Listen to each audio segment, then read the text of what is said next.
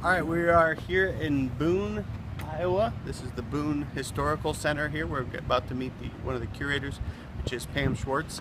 And she's told us she discovered a pretty cool little room in here. This is an old Masonic temple, so it's now been converted into a historical society. So it should be fun. We're gonna go meet Pam and see what we can find.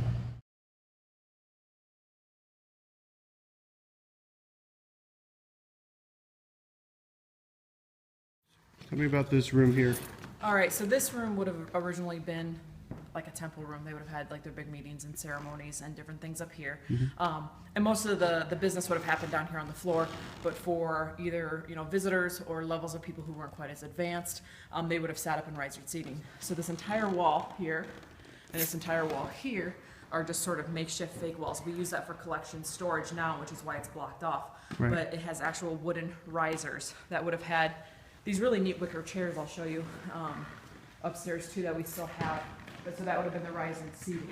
All the way along the top here? This is all real wall here. Okay, but these two walls, but up these here two are the fake. Yeah, and I'll take you up and show you that too.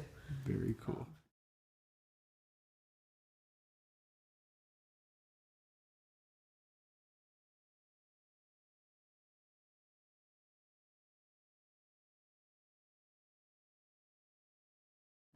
Where are we going now? We are going to the third floor, which will show you, first of all, that's really cool. That's a movie theater sign from uptown, That is pretty rad. Virginia Theater. But this is where you're going to get to see the actual wooden risered seating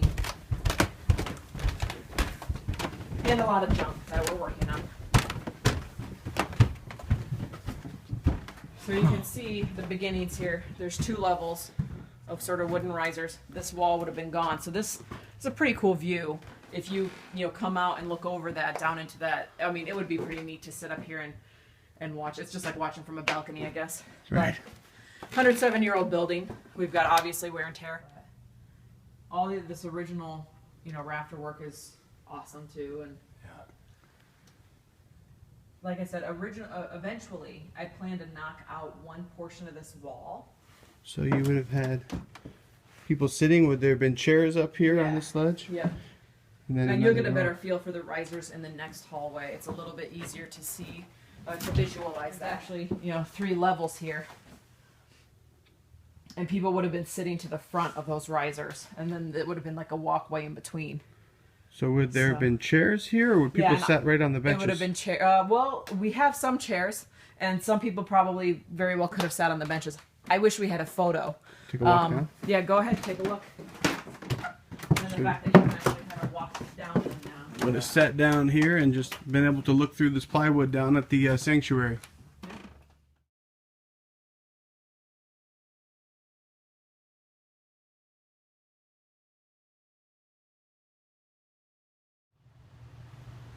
So we're leaving the main sanctuary area, and off the side here would have been individual lockers. So, board is the worst thing for a collection because it turns any piece of paper or any wedding dress yellow, and it does what we call where just left my brain. Wood and cardboard both kind of give off toxins as they just naturally disintegrate, and that affects your artifacts. So we put them in archival boxes. This hallway, what do we got here? So this is where I'll take you down, and these are all sort of those like weird little individual rooms, and they are kind of weird. You see a lot of awesome woodwork. But this is obviously would have just been a small room. We use it for storage, but you can see there's like some coat hangers. So, it might have served as some sort of a closet, some sort of a storage space. It's really kind of hard to say. So moving down, we will come back to this. This is where our trap door is. Nice. But in here, again, is sort of this weird storage space. But they have these really huge built-in closets. And I have no idea what would have been kept there. Right now, this is our textile space. Put it away properly.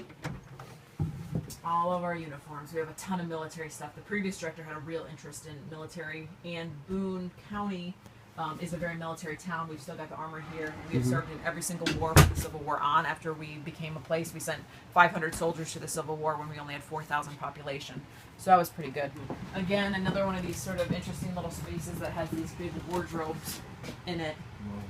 More of the same. This one's all shelves. This has got some of the more hanging spaces. And again, kind of a weird little space. We've got a wardrobe here that I'm sure was probably original. I'd never been in there. And this is obviously would have had a door on it and been some sort of a storage space. So tell me about how you discovered the ritual room and what happened afterwards, what explanations you've been given about what it served, what purpose it served. When I first started working at the museum, it was a matter of a lot of exploring and trying to like figure out all the nooks and crannies. We've got a lot of really sort of irregular spaces. So going down that hallway, I was trying to move. Originally, there was a piano there, and I pulled the piano out so I could look at the books on the shelves, and I see there was like a metal ring in the floor, and it's a door. So I'm like, weird. So it's probably just going to be like some piping. I figured it was just like access to, I don't know, heating or cooling, or I don't know. So I tried to pull it up and I couldn't because it was blocked by a really heavy bookshelf. And so I'm like, I'm gonna have to figure something out. So a few months go by, I get into all these other projects, and finally something spurred that again. And I had a friend bring her 2 young sons, and we went and we moved the bookshelf and we opened it up. And so it's this room, you know, with just the 4 white walls, no apparent way to get into it and no apparent purpose for it. And I was just like, all right, well, sorry guys, I was hoping that we'd find something neat in here. So we close it all back up, and they leave. And then that afternoon, a gentleman came in who had been a Mason here. He lives in town. He used to do a lot of maintenance when the Masons were here. Also continued to do maintenance and stuff for us, even when we became a museum in the 90s, physically here. And so he's like, yeah, I was a Mason here for 50 years, and I just thought I'd talk to you a little bit about the building to make sure that there's some sort of eccentricities you know about, which was not, you know, I don't think he would have mentioned that room. It was more like, this is where this is at, and this is this, and if you have a breaker blow, like this is what you, whatever. So you don't think your discovery of the ritual room and his appearance that day were tied in any capacity? You don't think the word got out that you found the secret room? Well, no, because it was myself, my friend, and her 2 sons, which we had opened the room up. No, actually, we had gone to lunch. We went out for Mexican because that's what Ruth and I do. Came back here, moved it, and it was not more than an hour and a half that he came in. And he wouldn't have brought that up. I don't think he would have talked to me about it at all. Do you have a lot of random Masons show up to? We have a lot of people. Sure. Everything about what we do here is random. I mean, we might have 50 people on a Monday and nobody show up for 2 more weeks, and then another 75 come on a day. Like, there's no rhyme or reason to our attendance here, and we have the most bizarre array of characters walk into the museum asking for the most bizarre array of things. Like, we have people come in like ghost hunters. We have people who are like Masons who just are interested in the building. Yeah. We have people who want to do, you know, family research, museum goers, the normal stuff.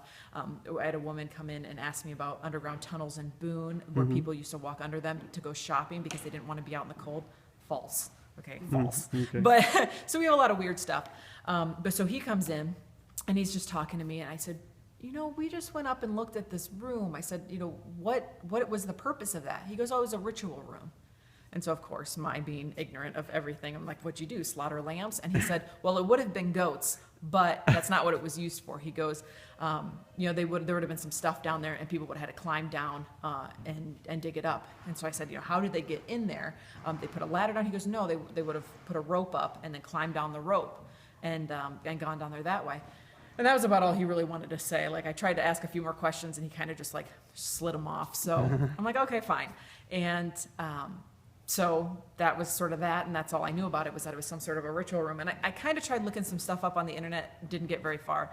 And then just about a month or 2 ago, another gentleman came in who's really interested in Masonic history. He's a Mason, his father, we're all Masons, and not from this local area, just a visitor. And who came in because the building was interesting, not because he cared about the collection, really. But so he came in, and I asked him about it, and I told him what I knew. And so he said, yeah, it's part of the 3rd degree. And then he starts talking about the King Solomon's Temple and how, you know, once the temple was gone, there were still the sort of caverns underneath and things where the treasures were. And so the Masons would go and dig into them, and then they would lower somebody down via rope, or else they would climb down the rope and get those treasures and bring them back out and bring them to the light. So it's got something to do with that. I should do more research and try to see if I can tack that story down a little bit more. But as far as I know, it's something to do with the 3rd degree of, you know, sort of moving up through the degrees of Masonic rite. So it was a historical reenactment or ritual reenactment of an actual event or in history where Masons would have been lowered down into the ruins underneath Solomon's temple and would have retrieved artifacts from beneath the temple. Yes, which of course is interesting for us with the historical perspective. Yeah. But yeah, exactly, just a historical reenactment. And again, do more research to figure out, you know, did they have to, we think there were probably rugs and stuff over that door, and it would have been more, like they would have actually had to find where the route was here.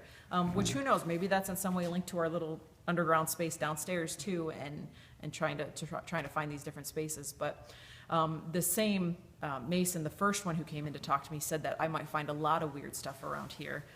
He said something about carvings, nothing that I found yet. But, you know, backs of posts and things like that. And he had mentioned a reel of slides that I would find very interesting, but he doesn't know if they stayed with the building or not. Because our collections are in such disarray, I don't really know. So eventually we might find a reel of slides that have a lot of very interesting photos, is the way he put it, and he kind of chuckled. So we'll see if I do find that or not. Well, you have to or give if us a call back for a return visit if yeah, you find or- the slides. Yeah, or if I went with the Masons, so we'll see. All But right. the Masons are still active here. They've got like the Eastern Star Home and then the new Masonic building that they meet in, so. Cool. Yep. All right, thanks for the story. Great, yeah. Straight on out. This is what I found. Whoa. So now we've got to move Need one more that bookshelf that direction, and then we can open it. Sounds good. So see, here's the hook where the rope would have been hung. So what? So they would. It looks like that might have even been a rope at one time that came out, but So a hook was there so they could hang a rope. hang a rope And the to rope did climb something. down We would have had a rug over the top over of it, because this. it's sort of a secret thing you got to find, supposedly. Like I said, this is all just what I've heard from these old Masons, and everybody's been kind of vague in their own way about it. Right. Because you know, I mean, you know, people talk about the Masons Sure. as a secret society, whatever, but And then you find it's- secret doors. yeah, and then you find what they call a ritual room.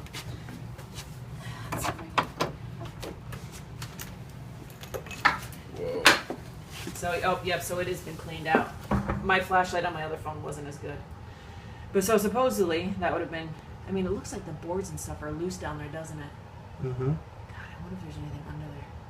Does this go all the way to the basement to that No, room? this goes down to the first floor. Now, the Kate Shelley Gallery, Uh-huh. when we were standing in there to the right, Right. there was a door here, that's the bathroom. There was a door here, and that's a closet. This goes right between there. And there's just what appear to be a lot of shoe marks from climbing down in there. And I have no idea. I mean, it looks like there's loose wood over top of solid wood, so it doesn't look like there's probably anything down there. But supposedly they would have had to go down here, dig something up, which is, you know, like I said, kind of the King Solomon's Temple. You know, when they got that all sort of plowed down and taken down, they would still go down into the tunnels and find stuff. So an initiate, if you shine your light back on the hook there, initiate would have been hooked to a rope up there, and then lowered down, Probably would have climbed the rope, would be my guess. climbed the rope down into here, and then they had to dig something up at the bottom of there, like out of, would there have been sand down there? With I'm that? not sure. Sand or dirt or something, you would think. And you had to dig something up. Yeah, I really don't have any idea. It's just kind of a Interesting. weird space. Yeah, Yeah. I don't know anything about it, but this outside wall is the Kate Shelley Gallery, where that quilt is at. Right. Wow. Cool. Yeah. So tell me, you said you've had some funky experiences here? Yeah, we've had, I mean, we joke that we've got a ghost named Frank. I don't necessarily believe in ghosts. I like the stories. I think they're fascinating. But the bakery across the street will sometimes say people come in early to make the donuts, whatever. And they'll say they see the lights come on at like 2 or 3 in the morning when there's obviously nobody here. And then they'll be off by the time I get here in the morning. The third floor, there's a door that goes between those two collections, storage areas, and I keep that propped open with a 5-gallon bucket of hammers, metal shoe things. So there's no way that it's gonna just like get slid out of the way. And I'll go up there and the door will be closed. Now, if anyone's going up there, what would be the reason to close the door, for one? But nobody really goes up there besides me for any purpose. So it's always kind of weird. Sometimes a light will be on that I'm sure I turned off. I mean, the lights I can give or take because maybe I forgot. But the door, I never close and I never move the bucket. And sometimes the bucket is back in the location it would have been had the door not, you know what I mean? Like if you're gonna close the door, you're gonna move the bucket and then close the door. It's in the location it would have been had you not closed the door. And this is not an isolated time. It's happened a couple times? Multiple, yeah. The weirdest story, the weirdest that gave me, I got goosebumps just thinking about it. My sister and I, sister also doesn't really believe in the supernatural, but we came in on a Saturday because when one person works in a museum, the entire family gets to work in the museum if they're close enough to drive there. So I brought her up to volunteer, and I was actually speaking to the Daughters of the American Revolution that afternoon. So I was going to be down in the basement. I set her up with a job in the demolay room there on the main floor. We come in the morning. I'm taking her through. We're turning the lights on to the museum because the women were going to come up for a tour, and Jenny had never been through the entire museum, my sister. And so we come in, and we went downstairs first to open up because they were going to be coming in. And we come back up, and I hear footsteps on this floor, and it's deliberate walking, deliberate. And I said, oh, maybe Suzanne came in because she knew I was going to be here on Saturday, so she came into work, one of our volunteers. And so we come up to the second floor, nobody here. We walk through, I go up to the floor, I was like, somebody is in this museum. Nobody here, whatever, maybe we're hearing stuff. So I go downstairs, and I'm giving a talk to these women about, I was still new at the time, I've been here for 1 year. And I'm talking, and we're sitting there, and the elevator opens in the back of the room. Nobody's standing by it. So our elevator always changes floors and opens. I know it's common for them to turn on. I don't think it's common for them to change floors and open the door sporadically. But so the door opens, and I'm just like, maybe Jenny sent it on accident. Weird. I don't know. So I go upstairs. The women downstairs are having their snacks and things. And my sister's like, there is somebody on the second floor. She goes, there are footsteps, and you can hear them. And she goes, I went up there, and there's nobody there. She goes, I can't take it. And so, it was just like that entire day was really weird. And I spent a lot of time in the museum by myself. I come up on Saturdays and spend, 8 in the morning to 8 at night working sometimes. And there's a lot of funny noises and stuff, but nothing was quite as deliberate as that day. So, Whoa, weird.